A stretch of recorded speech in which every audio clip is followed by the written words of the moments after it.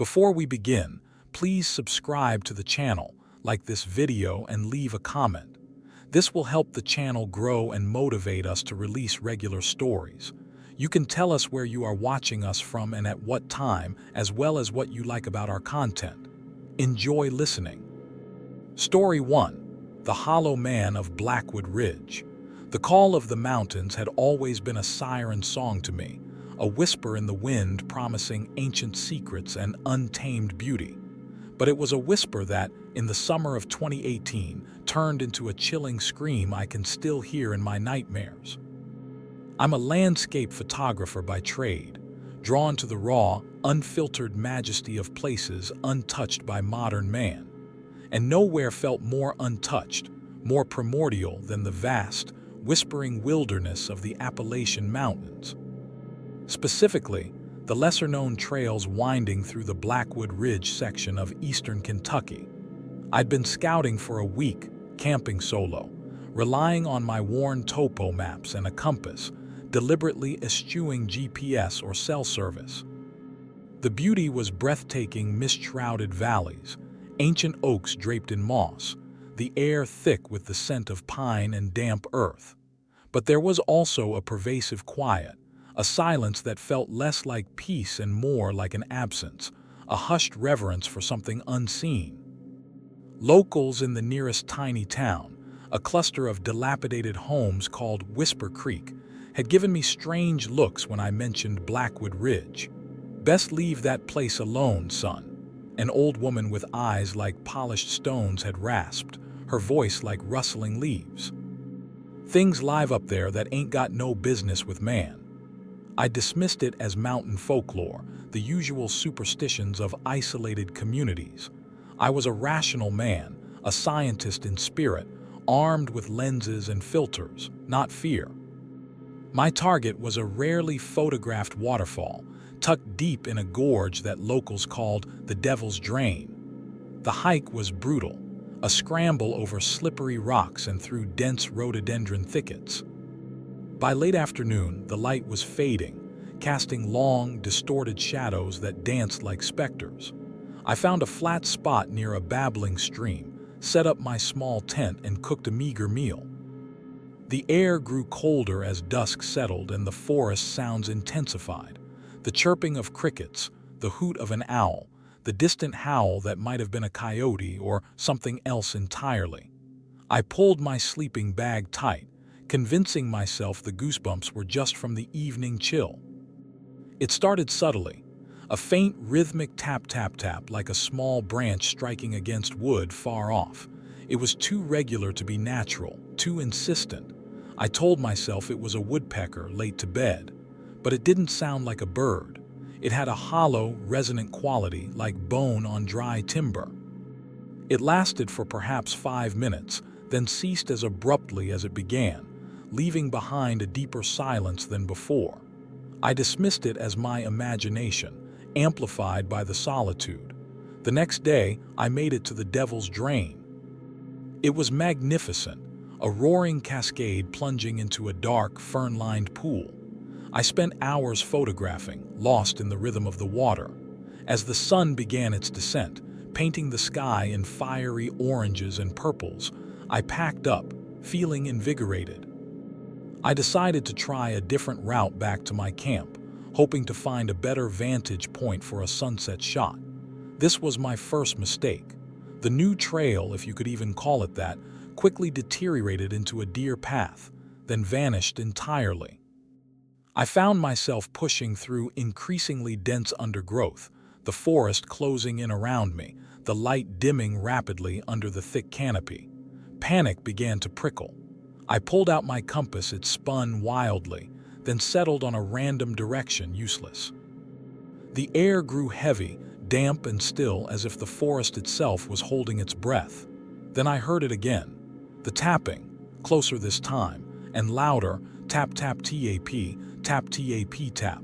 It wasn't regular anymore, it sounded agitated, like someone impatiently rapping on a door. My heart hammered against my ribs. I froze, straining my ears. It seemed to come from all directions, echoing through the trees, a phantom sound.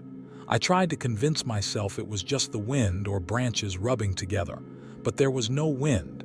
The air was dead still. Then a new sound joined the tapping, a low, guttural moan. It wasn't animalistic. It was deep, resonating, and unmistakably human, yet utterly devoid of humanity. It was a sound of profound, ancient sorrow, laced with an unsettling malice. My blood ran cold. I wasn't just hearing things. This was real. I spun around, my eyes darting through the deepening gloom. That's when I saw it, or rather felt it. A presence. In the fading light between the gnarled trunks of two towering pines, something moved. It wasn't walking, it was lurching, a jerky, disjointed movement. It was tall, impossibly thin, and draped in what looked like tattered, dark cloth that seemed to absorb the last vestiges of light. I couldn't make out features, just an impression of something elongated, gaunt, and wrong. The tapping stopped. The moaning stopped. An unnatural silence descended, broken only by my ragged breathing. My instinct screamed at me to run, but my feet felt rooted to the earth. I was paralyzed, caught in a predator's gaze. The figure began to move again, slowly, deliberately, emerging from the shadows. It was roughly humanoid, but twisted, emaciated. Its limbs were disproportionately long, ending in what looked like skeletal, grasping hands. And its head was tilted at an impossible angle, facing me, yet featureless, a void. It was not wearing cloth. It was the cloth, or perhaps something that had been stripped bare, leaving only sinew and dry hide clinging to bone. The tapping suddenly made horrifying sense. It wasn't a branch, it was the sound of its own dry, skeletal knuckles knocking against itself as it moved. And the moan, it was the sound of wind whistling through hollow spaces where organs should have been. It raised one of its impossibly long arms, slowly, deliberately, pointing a skeletal finger directly at me. No, not a finger. It was just bone, pale and dry. As it pointed, I felt an inexplicable chill, a sensation of utter dread seeping into my very bones. It was a sensation of being utterly alone, completely vulnerable and deeply, irrevocably marked. Then, from somewhere deep within its featureless head, a whisper emerged. It was not a sound I heard with my ears, but rather one that resonated directly in my mind, a dry, rasping hiss that felt like dust in my throat. "You are lost," that broke the spell. Fear, pure and primal, flooded my system. I didn't think, I just ran. I crashed through the undergrowth, tripping over roots, scraping my arms, not caring. I ran until my lungs burned and my legs ached, not daring to look back. The image of that hollow, withered thing burned behind my eyelids. The whisper echoed in my mind, a constant, chilling reminder. I stumbled out of the woods hours later, long after dark, onto a narrow, paved road, disoriented and covered in scratches. A lone truck, ancient and sputtering, eventually passed and, seeing my disheveled state, pulled over. The old man inside, his face etched with a lifetime of mountain sun, looked at me with a knowing sadness. "Blackwood Ridge," he mumbled, shaking his head. "Told you things live up there, things that don't like to be seen." I never went back. I sold all my mountain photography gear, unable to look at a single landscape without seeing those gnarled pines and the gaunt figure standing between them. The whisper, "You are lost," still sometimes surfaces when I'm alone in the dark, a chilling reminder that some places are best left untouched, and some legends are far more real than we dare to imagine. The Appalachians hold ancient secrets, and I had stumbled upon one that wished to remain buried. Story 2, The Whispering Well. The summer of '05 found me not chasing panoramic views, but buried deep in dusty archives. My name is Aleaner Vance, and I'm a folklorist, specializing in regional American myths and legends. My current obsession was the forgotten stories of the Appalachians, specifically those rooted in remote, isolated communities. There's something profoundly eerie about tales that have been whispered down generations, shaped by the landscape itself, far from the sanitizing influence of the modern world. My focus led me to a series of cryptic mentions of the Whispering Well in old county records from a forgotten mining town called Ravens Hollow, deep in West Virginia. The references were vague, hinting at a place of both reverence and dread, often associated with disappearances. Ravens Hollow wasn't on any modern map. Its name was a relic of a time when coal was king, a short-lived boom followed by a bust that left behind only ghost towns and scarred earth. I'd spent weeks poring over land deeds, old geological surveys, and obscure local histories, piecing together its location. It was nestled in a particularly rugged and unforgiving section of the mountains, far from any major roads. My beat-up Jeep, all Bessie, was more suited for grocery runs than off-road expeditions, but I was determined. I packed a tent, enough non-perishables for a week, a satellite phone just in case though service was unlikely, and a healthy dose of academic curiosity. The drive was brutal. All Bessie bounced and groaned over what quickly became little more than overgrown logging paths. The trees grew thicker, taller, blotting out the sun. The air became heavy with the scent of damp earth and something else, something metallic and faintly sour, like old rust. After hours of jarring travel, I finally spotted it. A skeletal wooden structure, the remains of an old coal tipple, barely visible through the dense foliage. Ravens Hollow. It was exactly as I'd imagined. A desolate collection of rotting cabins, a crumbling general store, and the skeletal remains of what might have been a church. Silence hung heavy, broken only by the buzz of insects and the rustle of leaves. No wind, just that unsettling stillness that often precedes a storm. I set up my camp near what looked like the old town square, a patch of overgrown weeds where children might have once played. My first few days were spent documenting the decay, mapping the town's layout and searching for any clues to the Whispering Well. The records suggested it was near the town, but hidden. The metallic, sour smell intensified the closer I got to the edge of town, near a steep, densely wooded ravine. On the third afternoon, armed with a pickaxe to clear brush, I pushed through a particularly thick rhododendron thicket, and then I saw it. Not a well as in a stone-lined hole, but a gaping maw in the earth, roughly 10 feet in diameter, partially obscured by moss-covered rocks. A black void, descending into unknown depths.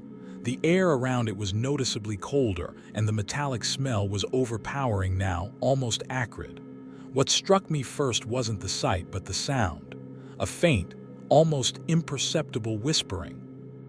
It was like 1,000 voices murmuring just beyond the range of hearing, a low, continuous sibilance that seemed to emanate directly from the dark opening. My academic curiosity, unfortunately, outweighed my instinct for self-preservation. I knelt cautiously, peering into the abyss. I couldn't see the bottom. I dropped a small stone. It fell and fell and fell. I counted to 10, then 20. No splash. No clatter, just the deepening echo of its fall fading into nothingness, and the whispering intensified, rising and falling like a tide. It wasn't distinct words, but a cacophony of soft, overlapping sounds like secrets shared in a crowded, dark room. I felt a pull, a subtle but insistent draw from the well's depths. It wasn't physical, but something far more insidious, a tug on my mind, an invitation. A feeling of profound loneliness washed over me, a loneliness so deep it felt like an ache in my soul. I shook my head, trying to clear it. This is just exhaustion, I told myself. The isolation, the strange smells, it's playing tricks on your mind. I spent the rest of the day marking the well's location, taking photos and making careful notes. I even tried recording the sounds with a high-sensitivity microphone, but on playback, it was just static, a faint hum. The whispering, however, remained chillingly clear to my ears. That night back at my camp, the whispering followed me. It wasn't loud, but it was there, a constant presence at the edge of my perception. I tried to ignore it, focusing on my dinner, but it grew louder, more insistent. It started to feel personal, as if the whispers were directed at me. I started hearing faint, half-formed words, snatched from the ethereal chorus. "Come down. Alone, find us." Sleep was impossible. Every rustle of leaves, every snap of a twig seemed to be part of the pervasive, seductive whisper. Around midnight, the temperature in my tent plummeted, and I felt an icy breath ghost over my face. I opened my eyes, and there, silhouetted against the faint moonlight filtering through the trees, stood a figure at the entrance of my tent. It wasn't solid. It was translucent, shimmering like heat haze, yet undeniably there. It was tall and gaunt, with long, stringy hair that hung around a face I couldn't quite make out, as if it were perpetually shrouded in mist. Its eyes, however, glowed with a faint phosphorescent light, like distant coals. And it was whispering, a single distinct word repeated over and over, though not with its lips. "Eleanor." My breath hitched. How did it know my name? This wasn't a local, this wasn't some mountain hermit.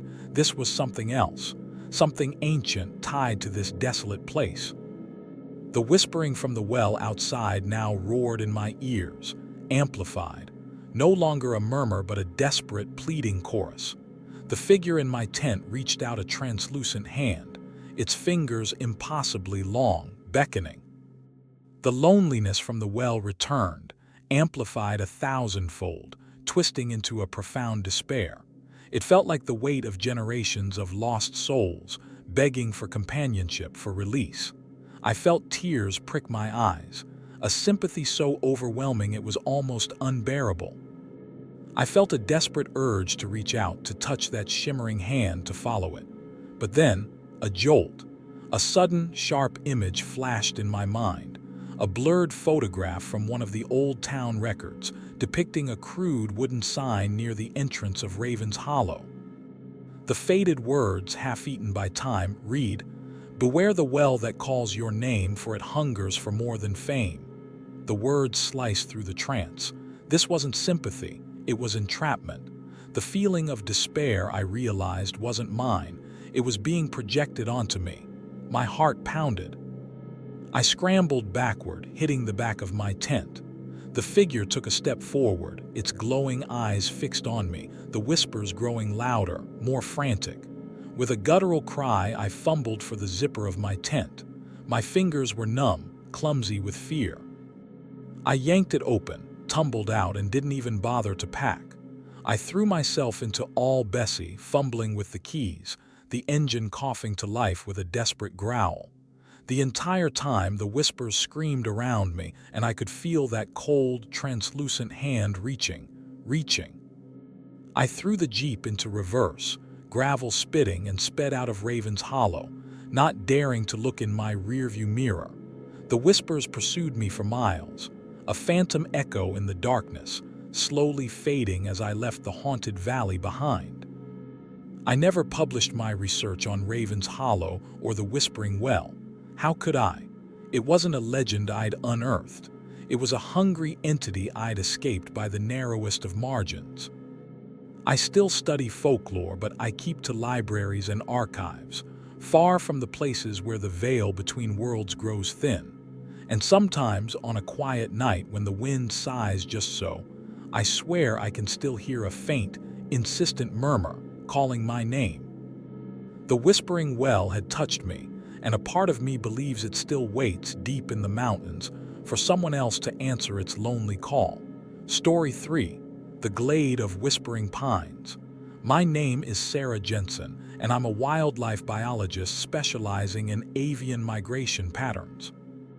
My work often takes me to remote, undisturbed habitats, places where human presence is minimal and nature reigns supreme.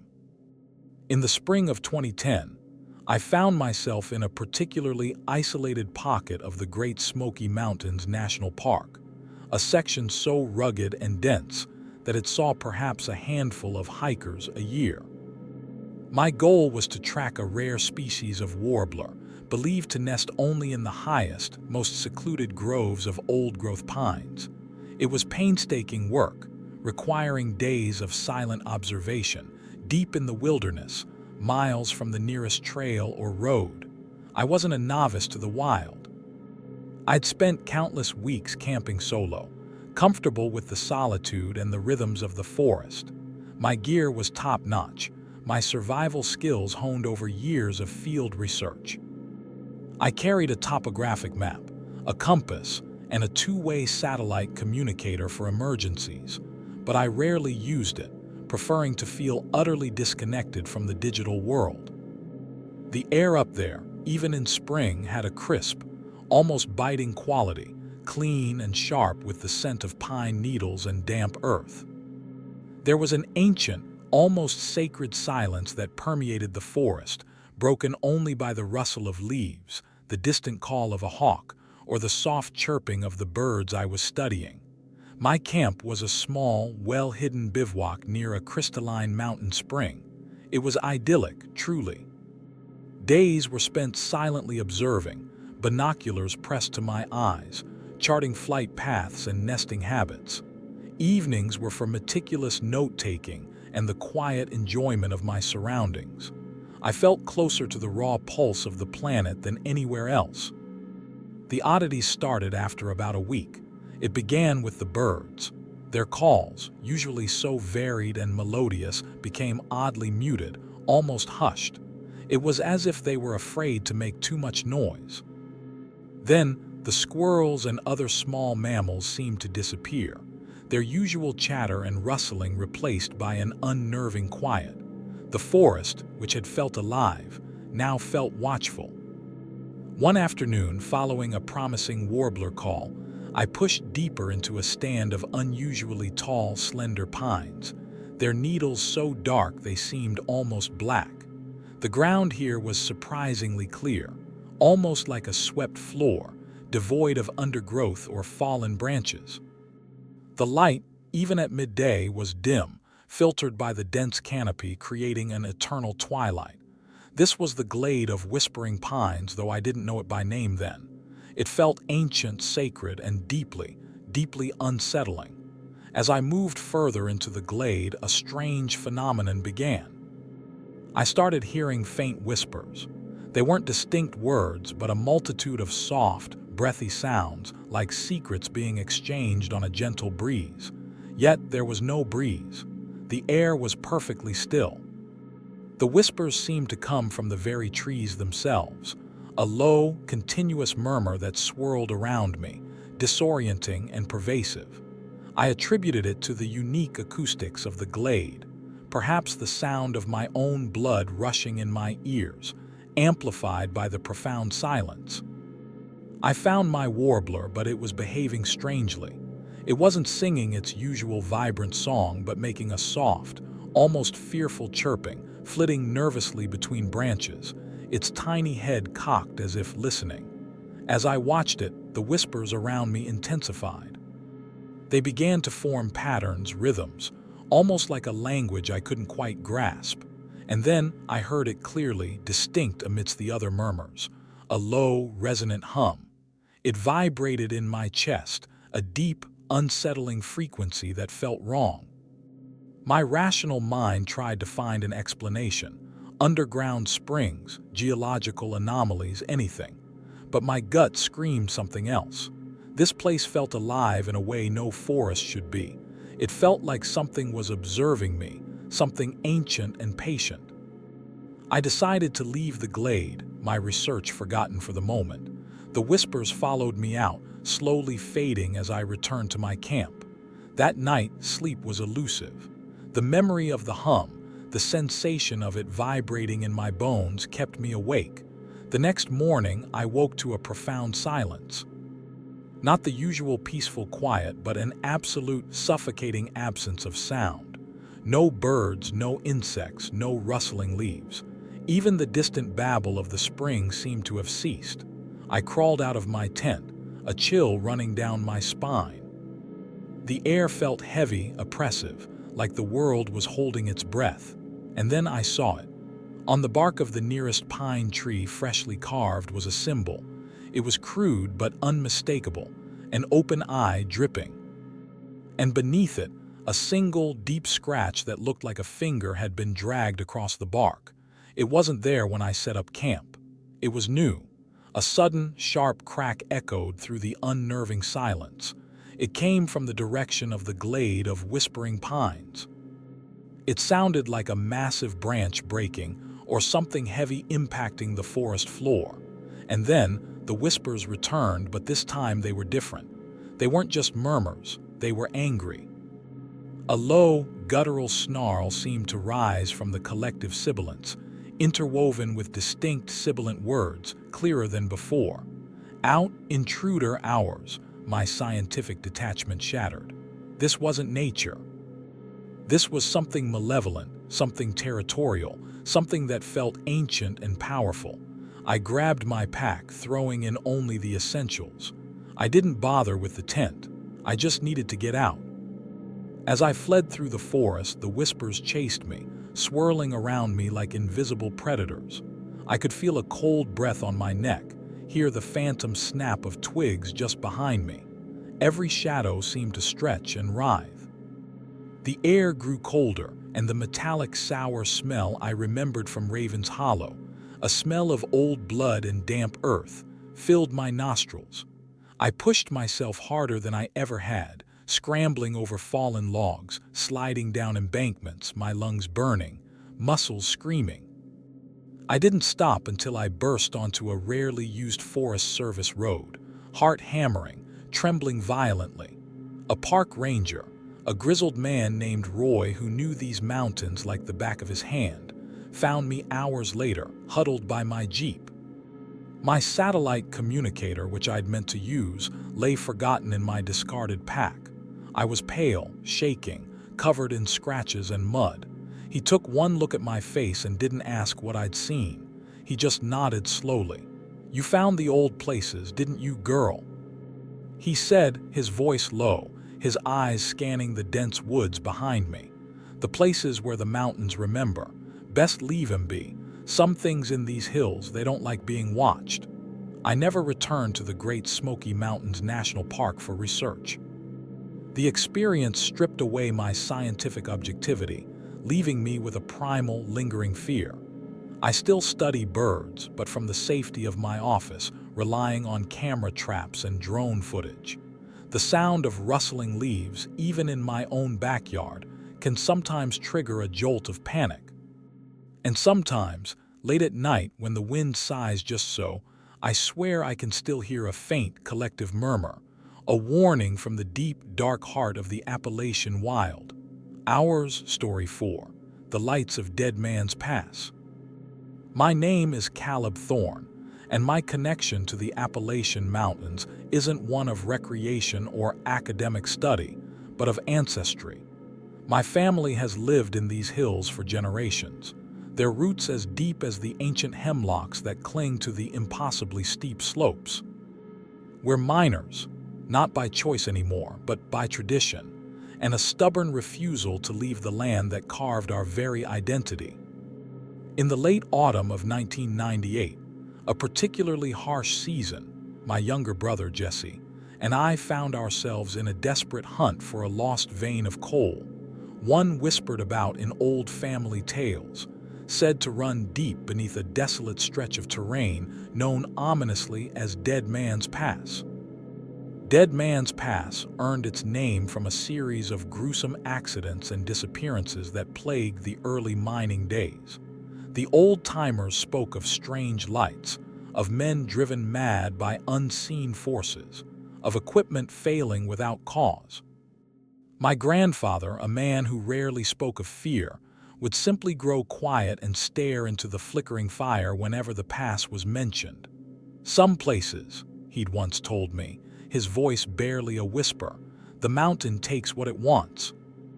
Jesse and I were young, ambitious, and frankly, a bit reckless.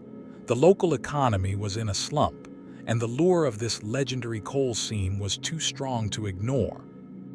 We packed minimal supplies, picks, shovels, headlamps, a few days' worth of food, and a worn map drawn by my great-grandfather, full of cryptic symbols and fading landmarks. The air was already biting, carrying the sharp scent of decaying leaves and the promise of early snow. The trees, stripped bare of their leaves, looked like skeletal fingers reaching into the perpetually gray sky. A thick, unsettling silence pressed in on us, broken only by the crunch of our boots on the frozen earth. We set up a rudimentary camp near an old, collapsed mine entrance, a gaping maw in the mountainside that seemed to exhale a chilling, stale breath. The first 2 days were unproductive, a futile search through rockfalls and dense thickets. The only thing we found was an unnerving sense of being watched, a prickling sensation on the back of my neck that I dismissed as the paranoia of isolated wilderness. On the third evening, as dusk bled into night, the temperature plummeted, and a thin, swirling mist began to creep up from the valleys, clinging to the skeletal trees. Jesse and I were huddled by our small campfire, its meager warmth doing little to stave off the biting cold. That's when the lights appeared, faint at first through the mist high up on the opposite ridge, small, flickering orbs of dull, yellowish light. They drifted slowly, silently, like lost fireflies. My heart gave a jolt. What in God's name are those? Jesse whispered, his voice tight with an unfamiliar fear. Probably just some locals, I tried to reassure him, though no one lived out here. Hunters with lanterns. But the lights didn't move like lanterns. They floated, unanchored, sometimes hovering, sometimes darting with impossible speed, then stopping dead. And there were too many of them now, a dozen or more, scattered across the ridge, their ghostly glow illuminating the swirling mist in an eerie dance. They seemed to pulsate, subtly brightening and dimming as if breathing. Then they began to descend, slowly, steadily towards our position. My hand instinctively went to the axe by my side, a futile gesture against something so unearthly. The air around us grew intensely cold, colder than the late autumn night should allow. I could see my breath, thick and white in the flickering firelight. As they drew closer, I started to feel something else, a profound sense of disorientation. The trees around us seemed to shift, the landscape warping slightly, as if reality itself was losing its grip. A low, persistent hum began to resonate in my teeth, a vibration that felt like it was coming from inside my skull. It wasn't a sound I heard but felt, a disquieting thrum that intensified with the approach of the lights. One light, larger and brighter than the others, detached itself from the group and drifted directly towards our camp. It was no bigger than a basketball, a soft, ethereal glow that cast no shadows. It stopped perhaps 50 feet from us, hovering silently. I could feel its presence, a cold, curious intelligence. "Caleb, what do we do?" Jesse stammered, his face pale in the firelight. He was clutching a shovel like a lifeline. My mind raced, trying to grasp onto any rational explanation. Marsh gas, ball lightning. But the way they moved, the cold, the hum, this defied all logic. As I stared at the hovering orb, a faint image began to form within its glowing core. Not a clear picture, but an impression, a fleeting glimpse of something ancient and terrible. Gnarled roots, endlessly twisting, dark, cavernous spaces, and a fleeting vision of figures, indistinct, draped in shadow, staring out from the darkness. Then the hum intensified, vibrating through my entire body, threatening to shatter my teeth. And from the light, a sound. Not a voice, but a thought directly in my head, cold and precise. "You dig where we sleep." My blood ran cold. They knew. They knew why we were here. The legendary coal vein wasn't just coal. It was something else, something they guarded. The hovering light pulsed, and a chilling wind, unnatural and sudden, whipped through our camp, extinguishing the campfire with a hiss. We were plunged into near total darkness, illuminated only by the silent, shifting lights on the ridge and the single, terrifying orb before us. Without the fire's warmth, the cold was unbearable, an icy grip that tightened around my heart. I could hear Jessie whimpering beside me. The orb began to drift closer, its light growing brighter, and the image within it became clearer. Not roots, but tendrils, pale and glistening, reaching. Not figures, but elongated, shadowy shapes writhing. "Run, Jessie, run!" I screamed, finally breaking free of the terror that had paralyzed me. We scrambled, blindly crashing through the undergrowth, not caring where we were going. I could hear the faint, high-pitched whine of the lights behind us, the sound of them darting through the air. The cold seemed to chase us, a palpable entity. We tripped, fell, and picked ourselves up, driven by pure, unadulterated terror. We ran for what felt like hours, until our lungs burned and our legs buckled. We finally stumbled onto an old, overgrown logging road, gasping for breath, the lights no longer visible. The hum faded into the background static of my ringing ears. We eventually made it back to civilization days later, bruised, scratched, and mentally scarred. We told no one what we had seen, knowing they would dismiss it as exhaustion or hallucination. But the memory of those lights, and the silent, chilling thought they placed in my mind, never left me. Jessie abandoned mining entirely, moving far away, unable to bear the thought of ever returning to the mountains. I stayed, my roots too deep. But I never again set foot in Dead Man's Pass, nor did I ever look for lost coal veins. I now work in the safer, shallower mines, always with an eye on the clock, eager to be home before dusk. And sometimes, when I'm alone on a particularly clear night, staring up at the dark, silent peaks of the Appalachians, I swear I can see faint, flickering pinpricks of light high on the distant ridges. The lights of Dead Man's Pass, guarding their ancient, terrible secrets. Waiting for the next one to dig too deep. Story 5. The Cabin on Serpent's Coil Creek. My name is Marcus Mac McAllister, and I've been a park ranger in the ᴡᴇʟᴄᴏᴍᴇ National Forest, nestled in the rugged heart of West Virginia, for 25 years. I've seen it all, or so I thought. From lost hikers to bear encounters, from flash floods to wildfires, the mountains have a way of testing you.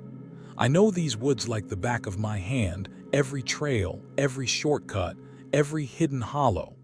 My job isn't just about patrolling, it's about protecting, guiding, and sometimes searching.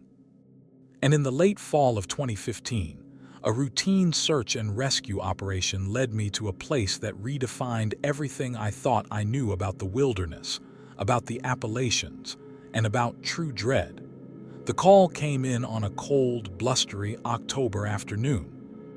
A family of 3 parents and their teenage daughter had gone missing on a popular, but notoriously difficult, loop trail that branched off into a less maintained section near Serpent's Coil Creek. They were experienced hikers, well-equipped, which made their disappearance all the more unsettling. The weather was turning nasty, and I knew we had a narrow window before the first significant snowfall. My team and I moved fast, covering ground methodically, our radios crackling with updates. As dusk approached on the second day, a bone-chilling fog rolled in, thick and suffocating, reducing visibility to a few feet. The air grew heavy with the scent of wet leaves and the sharp, almost metallic tang of something decaying.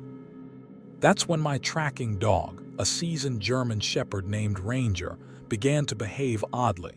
He was usually fearless, but now he whined, tugging against his leash, hackles raised, his eyes darting into the swirling mist, a low growl rumbling in his chest. He was afraid, a fear I'd never seen in him. We pressed on, following a faint, almost invisible game trail that led away from the main loop, deeper into a particularly dense and overgrown section of the forest. The trees here were ancient, their gnarled branches reaching out like skeletal arms, draped in thick, dripping moss. The silence was profound, broken only by the eerie drip of water from the leaves and Ranger's low, continuous growl. My own breath hitched as I felt an icy cold brush against my face, far colder than the ambient temperature.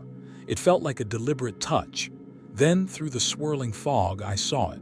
A cabin. Not a derelict old miner's shack, but a surprisingly well-preserved, though undeniably ancient log cabin. It was small, with a single window and a heavy, dark wooden door, completely out of place in this untouched wilderness. No record of it existed in any park archives. Smoke, impossibly thin and gray, curled from its stone chimney, dissolving into the dense fog. "Hold up," I whispered to my team, raising a hand. "There's a structure." We approached cautiously, Ranger still pulling back, a deep, mournful whine now escaping him. As we got closer, I noticed something else, an absence of sound. No birds, no insects, not even the rustle of leaves. The only sound was the thumping of my own heart in my ears. And then, a faint, almost imperceptible sound began to emanate from the cabin. A low, rhythmic thump, thump, thump. It sounded like something heavy, repeatedly falling on a wooden floor, muffled and slow. I tried the door. It was unlocked. With a creak that sounded agonizingly loud in the oppressive silence, it swung inward, revealing a darkness deeper than the fog outside. A wave of stagnant, cloying air, thick with the smell of damp earth, mildew, and something else. Something sweet and sickly, like rotten fruit, washed over me. I pulled out my flashlight, its beam piercing the gloom. The interior was simple. A single room, a crude stone fireplace, a rickety table, and a few rough-hewn chairs. And in the center of the room, lying on the dirt floor, was a worn, moth-eaten rug. And beneath the rug, the source of the thumping. It was a trapdoor, old and splintered with heavy iron rings. The thumping came from beneath it, irregular now, punctuated by a faint, wet squelch. My stomach turned. "Anyone see anything?" My deputy, a young woman named Clara, asked, her voice trembling slightly. "Just a cabin and something beneath the floor," I replied, my voice sounding unnaturally hoarse. Ranger was now pulling violently, trying to back away, a desperate, terrified yelp escaping him. My duty demanded I investigate. I grabbed the iron rings, heart hammering. The wood felt cold, strangely damp. With a grunt, I pulled. The trapdoor groaned, a sound like an old man sighing, and lifted.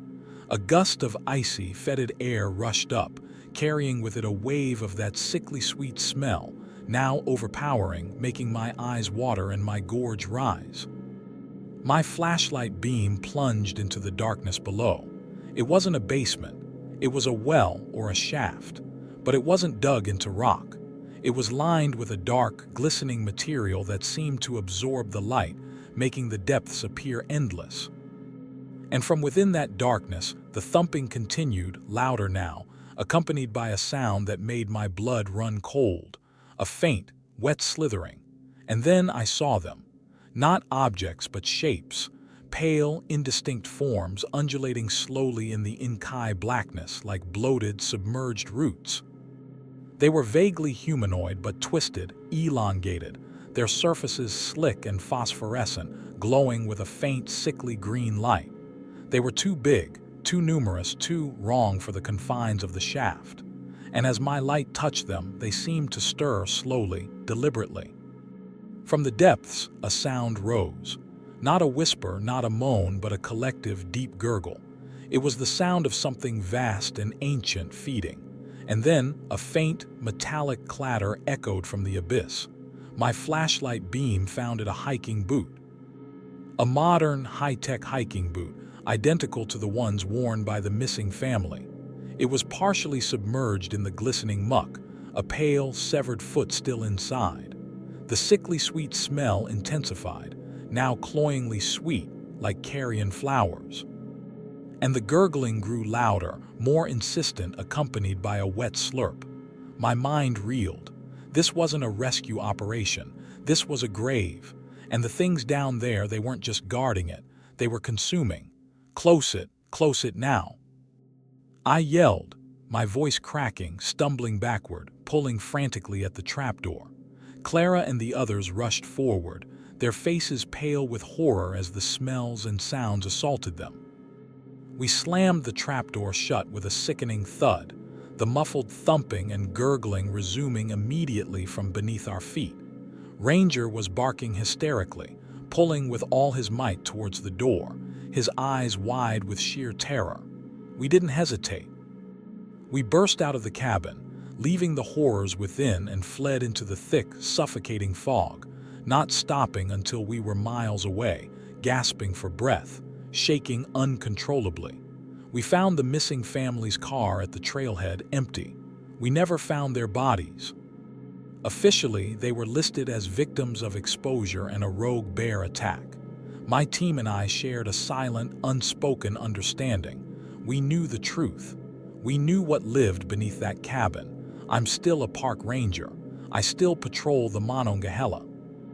But I avoid the area around 𝒉𝒆💂💏 Creek, especially when the fog rolls in.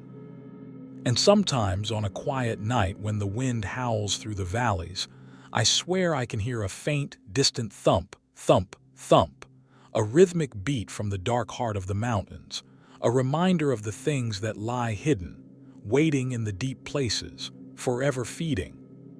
The mountains take what they want, and sometimes they take everything. Story 6, The Ghost of Bloodstone Ridge. My name is Jeremiah Finch, and I'm a land surveyor. For the past 20 years, my work has taken me to some of the most remote and forgotten corners of the American wilderness, plotting boundaries and mapping terrain that hasn't seen human eyes in decades. I've always considered myself a man of facts and figures, a pragmatist. Superstition was for the uneducated, folklore for dusty books. But that changed irrevocably in the summer of 2007, on a particular assignment in the rugged, isolated region known as Bloodstone Ridge, deep in the mountains of Tennessee. Bloodstone Ridge earned its name from the reddish tint of its shale, and from the old, bloody feuds between rival moonshining families that once plagued its hollows. Locals in the nearest town, a place barely clinging to existence called Finch's Landing, no relation, thankfully, had warned me off. "That ridge ain't right, mister," a grizzled old man with missing teeth had wheezed, spitting tobacco juice onto the dusty road. "Folks go up there, they don't always come back the same, or at all." I'd smiled, nodded, and dismissed it as typical Appalachian eccentricity. I had a job to do: plot a new property line for a timber company eager to clear-cut a section of virgin forest, regardless of the local legends. My camp was Spartan: a small, utilitarian tent, a folding table for my instruments, and a small fire pit. The air was thick with the humid scent of summer, punctuated by the sharp aroma of pine and damp earth. Days were long, spent meticulously navigating the treacherous terrain, setting markers and recording data. The forest was stunningly beautiful, but also strangely oppressive. The silence felt heavy, a watchful presence, and the sunlight rarely penetrated the dense canopy, keeping the undergrowth in a perpetual cool gloom. The first few nights were uneventful, aside from the usual nocturnal sounds of the forest. On the fourth day, however, I noticed something odd. My equipment, which had always been reliable, started acting up. My GPS signal would waver erratically, my compass needle would spin wildly for no reason, and my laser distance measurer would frequently malfunction, giving impossible readings. I blamed it on the dense tree cover, or perhaps a localized magnetic anomaly. That evening, as twilight bled into night, a chilling fog, unusually cold for August, began to creep through the trees, making the familiar woods feel alien and distorted. I was back at my camp trying to recalibrate my faulty equipment when I heard it, a faint, almost imperceptible weeping. It was high-pitched, mournful, and undeniably human. It sounded like a child crying softly just beyond the edge of my campsite. My heart seized. A lost child, here. My pragmatism warred with a prickle of unease. I grabbed my powerful headlamp and stepped out of the tent, calling out cautiously, "Hello, is anyone there?" The weeping stopped abruptly. The silence that followed was so profound it was deafening, the kind of silence that feels unnatural, as if the entire forest had ceased to breathe. I swept my headlamp through the swirling mist, its beam cutting through the gloom, but saw nothing. I called out again, but only the echo of my own voice returned. I spent the next hour meticulously searching the immediate vicinity of my camp, my heart pounding with a mixture of fear and concern. Nothing. No tracks, no broken branches, no sign that anyone had been there. I tried to rationalize it: a coyote pup, an owl's cry distorted by the fog, my own exhaustion. But the sound had been so distinctly human, so full of sorrow. I retreated to my tent, shaken but still attempting to cling to logic. I was about to lie down when I heard it again, closer this time. Right outside my tent flap, the soft, sorrowful weeping, and then a new sound, a faint, rhythmic rocking, like a cradle or a chair. My blood ran cold. My small, utilitarian tent felt impossibly thin, a mere membrane between me and whatever was outside. I lay there, rigid with fear, listening to the impossible sounds. The weeping continued, punctuated by the soft creak of rocking. It felt agonizingly close, as if something was sitting just outside in the swirling mist, grieving. After what felt like an eternity, the sounds faded, slowly dissolving back into the silence. I didn't sleep a wink that night, every rustle of leaves, every snap of a twig, sending jolts of fear through me. The next morning, the fog had lifted, revealing a bright, clear day.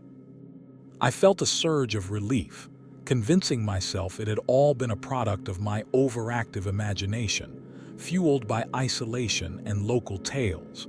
I decided to pack up and get an early start, eager to finish my survey and leave Bloodstone Ridge behind. As I dismantled my tent, I noticed something on the damp earth where the foot of my sleeping bag had rested. A small, intricately carved wooden doll. It was old, fashioned from dark, polished wood, with no distinct features, just two hollowed-out spaces for eyes. It looked ancient, almost primitive. It hadn't been there when I pitched my tent. It was clearly a child's toy, something someone would have cherished, and it was damp as if it had been weeping. A sudden, sharp chill, independent of the morning air, ran down my spine. The image of the weeping, the rocking, it wasn't an animal, it was a presence, and it had left something for me. Then a faint, almost imperceptible sound reached my ears. The distant, high-pitched wail of a human child. It wasn't near my camp. It was coming from deep within the glade, in the direction of the property line I was supposed to be surveying, the same direction my compass had spun wildly. I stared at the doll in my hand, then at the impenetrable forest. The warning from the locals, the malfunctioning equipment, the weeping, the rocking, and now this doll, it wasn't coincidence. Bloodstone Ridge was haunted. Not by a vengeful spirit, but by something far more tragic and insidious. A grieving presence that lured the living with its sorrow, perhaps seeking a companion in its endless lament, or worse, replacements for what it had lost. I dropped the doll as if it were burning, and it landed with a soft thud on the damp earth. I didn't hesitate. I packed my instruments, leaving behind anything not essential, and scrambled into my truck. I didn't care about the survey, the timber company, or my reputation. I cared about getting out. I drove out of Bloodstone Ridge, not once looking in the rearview mirror. I sped down the winding mountain roads, the image of the wooden doll and the phantom wail echoing in my mind. I eventually reached the highway, the roar of traffic a welcome sound after the suffocating silence of the ridge. I finished the survey from my office, using aerial maps and old geological data, fabricating the missing field data. I never spoke of the doll, or the weeping, or the wail. But the memory of Bloodstone Ridge remains. Sometimes, when I'm alone in my quiet suburban home, I swear I can still hear a faint, distant weeping, carried on the wind. And when I look at the dark, hollowed-out eyes of the wooden doll, which I found inexplicably in my toolbox weeks later, I know the ghost of Bloodstone Ridge hasn't forgotten me. It knows my name now, and it still weeps, waiting for someone else to answer its call, to join its eternal lament in the heart of the unforgiving Appalachians. Story 7. The Unseen Trail of Shadow Peak. My name is David Miller, and I'm an avid rock climber and survivalist. For me, the mountains are a challenge, a test of endurance and skill. I've scaled peaks across the globe, from the Rockies to the Alps, always pushing my limits, seeking out the untamed and the unknown. In the late spring of 2012, I set my sights on Shadow Peak, a notoriously formidable and rarely attempted climb nestled deep within the unforgiving heart of the Appalachian Mountains in North Carolina. It wasn't just the sheer vertical ascent that drew me, but the local legends whispers of an unseen trail that led to a summit where silence reigned, a place where the mountain itself held its breath. Locals in the nearest outpost, a scattering of cabins called Whisperwind, had eyed me with a mixture of awe and pity when I spoke of Shadow Peak. "Ain't nobody ever truly conquered that mountain, son," an old man with a face like weathered leather had warned, his eyes holding a distant, haunted look. "The mountain decides who stays and who leaves, and some folks, they just vanish." I'd nodded, acknowledging their fears as simple mountain superstition, the understandable anxieties of people living close to a powerful, untamed force. My gear was state-of-the-art: ropes, carabiners, ice axes, a satellite GPS tracker, and enough concentrated rations for a week. My training was meticulous, my resolve unshakable. I was ready for anything the mountain could throw at me. The ascent was brutal from the start. The lower slopes were a tangled mess of rhododendron and thorny brush, making every step a fight. As I gained elevation, the terrain became a jagged labyrinth of sharp, unforgiving rock faces and narrow, crumbling ledges. The air grew thinner, colder, carrying the sharp scent of exposed granite and distant pine. The silence of the higher altitudes was different from that of the lower forest. It was a profound, almost absolute quiet, the kind that makes your ears ring. It felt less like a lack of sound and more like a deliberate suppression, as if the mountain itself was listening. On the third day, pushing towards the summit, I encountered the first anomaly. My GPS, usually pinpoint accurate, started displaying bizarre coordinates, shifting wildly by hundreds of feet. Then my altimeter began to fluctuate erratically, showing sudden, impossible drops and gains in elevation. I checked my batteries, my connections, everything was fine. I dismissed it as electromagnetic interference, perhaps from unusual mineral deposits in the rock. That afternoon, as I traversed a particularly exposed ridge line, a sudden, inexplicable gust of wind, cold as ice, lashed at me, nearly tearing my grip from the rock face. There wasn't a cloud in the sky, no indication of a storm, and as the wind whipped past, I heard it, a faint, almost imperceptible humming. It was a low, resonant vibration that seemed to emanate from the very rock beneath my fingers, a deep, unsettling frequency that felt wrong, as if the mountain itself was groaning. I continued my ascent, trying to ignore the increasingly strange phenomena. The hum became more consistent, a low thrumming beneath the profound silence. And then, as I pulled myself onto a small, flat plateau near the peak, I saw it. Not a trail carved by man, but something far more ancient and organic. A path, almost invisible, woven from what looked like tightly braided vines and hardened moss, snaking impossibly through solid rock, leading towards the true summit. The unseen trail of legend. It didn't look natural. It felt grown, alive. The air around it was noticeably colder, and the humming intensified, now a resonant thrum that vibrated in my chest. And then, from the very air above the trail, a sound began to form. Not words, but a chorus of soft, overlapping whispers, like 1,000 ancient voices breathing secrets into the windless air. My survivalist instinct screamed at me to turn back. This wasn't a geological anomaly. This was something beyond my understanding. But the climber in me, the part that craved the ultimate challenge, was drawn. The whispers, though unintelligible, felt like an invitation, a challenge. And the hum, it was almost hypnotic. I stepped onto the unseen trail. The moss beneath my boots felt strangely soft, almost spongy. The air grew colder, and the humming intensified, feeling less like a vibration and more like a direct infusion into my brain.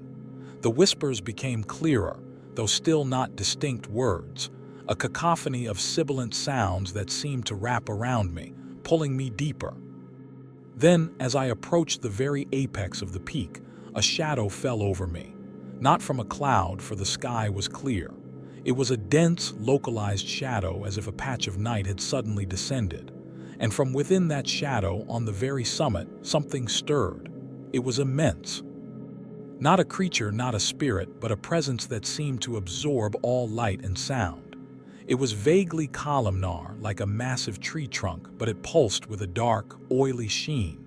Tendrils, impossibly long and thick, seemed to writhe from its form, weaving into the rock face itself.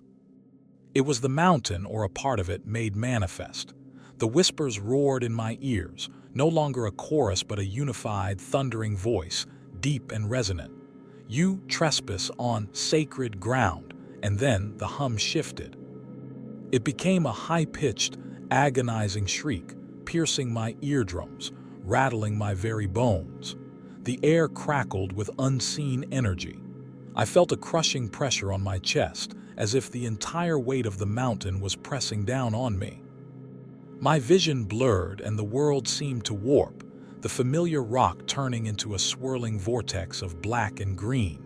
My body screamed for survival. I didn't think, I lunged. I threw myself off the unseen trail, scrambling backward, tearing at my gear. The pressure, the shriek, the whispers, they pursued me, a relentless assault on my senses. I tumbled down the rocky slope, scraping, tearing, not feeling the pain, only the desperate need to escape. I somehow made it down the mountain, disoriented and battered, emerging onto a service road hours later, long after dark. My GPS was dead, my satellite communicator shattered. I was found by a passing logger, pale, shaking, and on the verge of collapse. I never told him what I'd seen. How could I? I still climb, but never again in the Appalachians. The experience etched itself onto my soul, a chilling reminder that some mountains are not merely geological formations, but living, ancient entities with their own will and their own dark secrets. The piercing shriek still echoes in my mind when I'm alone in the silence. And sometimes when I look at maps of North Carolina, I trace the outline of Shadow Peak, a place of profound and terrifying power, where the mountain breathes and whispers and waits for the next ambitious soul to step onto its unseen trail. Story 8. The Mists of Widow's Hollow. My name is Clara Bellwether, and I'm a landscape artist, specializing in capturing the raw, melancholic beauty of decaying rural architecture. Old barns, abandoned farmhouses, forgotten churches, they all tell stories, if you know how to listen. In the spring of 2019, my artistic quest led me to a particularly remote and forgotten corner of the Appalachian Mountains in Virginia, a place marked on no modern map as Widow's Hollow. I'd found references to it in a collection of old, faded postcards from the early 20th century, each depicting a homestead shrouded in perpetual mist, with a chillingly sparse description. Here, the widows weep forever.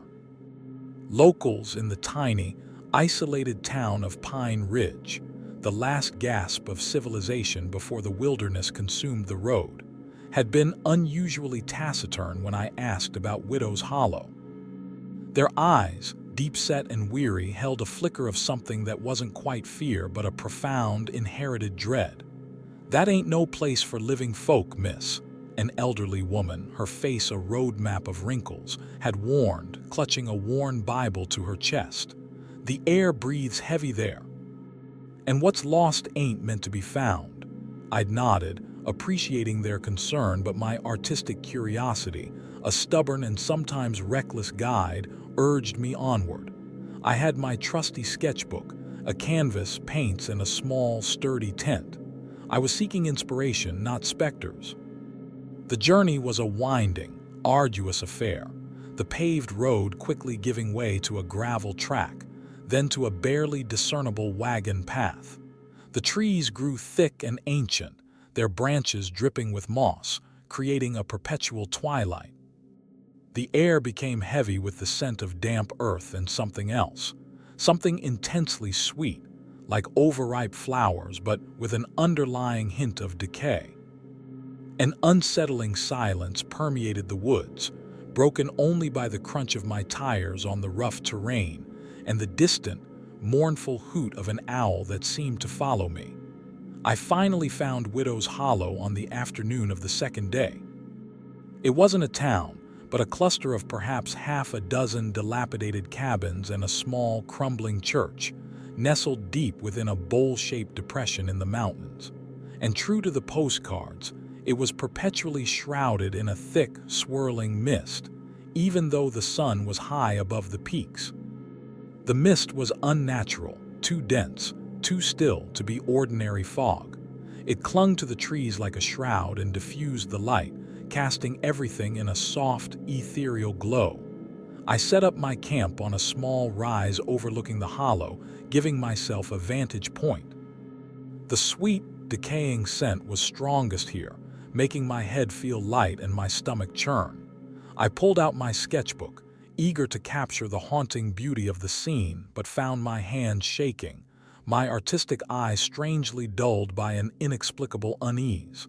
The oddities began almost immediately. From within the swirling mist of the hollow, I started hearing faint, almost imperceptible sobbing. It was soft, collective, a chorus of grief that seemed to rise and fall with the ebb and flow of the mist. It sounded like dozens of women, weeping in unison, their sorrow palpable, carried on the sweet, cloying air. I told myself it was the wind, the unique acoustics of the hollow, anything but what my ears were telling me. I spent the rest of the day trying to paint, but the mournful sounds, combined with the sickly sweet scent, made concentration impossible. The sobbing intensified as dusk settled, growing louder, more desperate. It wasn't just background noise. It felt like a presence, a living, breathing sorrow that surrounded me, pressing in. That night in my tent, sleep was impossible. The weeping grew louder, more distinct. I could hear individual sobs now, ragged breaths, and sometimes faint, guttural moans. It felt like they were just outside my tent, their grief heavy and suffocating. The sweet, decaying smell filled my tent, making it hard to breathe. And then, a new sound began to join the chorus, a faint, rhythmic scraping, like nails dragging across rough wood. My heart hammered against my ribs. I scrambled for my flashlight, clicking it on. The beam cut through the darkness of my tent, but did little to dispel the oppressive feeling. The scraping intensified, rhythmic and insistent, coming from the ground just outside my tent flap. And from the deepest part of the hollow, the chorus of weeping swelled, rising into a heart-wrenching wail. Then, through the thin fabric of my tent, I saw it. A shadow, not a distinct figure, but a rippling distortion in the mist just outside my tent. It was tall, indistinct, but unmistakably present. And as I watched, the shadow seemed to press against the tent wall slowly, deliberately. The scraping sound intensified, accompanied by a faint, wet hiss. My mind screamed. This wasn't a natural phenomenon, not an echo. This was something alive, something trapped in eternal grief, and it was outside my tent. The sweetness in the air became sickly, cloying, like a shroud of death. With a desperate gasp, I flung open the tent zipper, stumbling out into the swirling mist. My flashlight beam cut through the gloom but revealed nothing. The mist was too thick, too pervasive, but I felt them. Dozens of unseen presences swirling around me, their cold, ethereal forms brushing against my skin. The wailing was deafening, a chorus of profound, unending sorrow, and the scraping, it seemed to come from directly beneath my feet. I didn't think. I ran. I crashed through the mist, blindly scrambling up the rise, not caring about my gear, only about escaping the suffocating grief. I could feel the cold, clammy touch of unseen hands brushing against my back, hear the desperate, mournful cries of 1,000 invisible voices chasing me through the swirling gray. The sweet, decaying smell clung to me, a sickening perfume of death. I ran until my lungs burned and my legs gave out, finally collapsing on the gravel road miles away, gasping for air, trembling uncontrollably.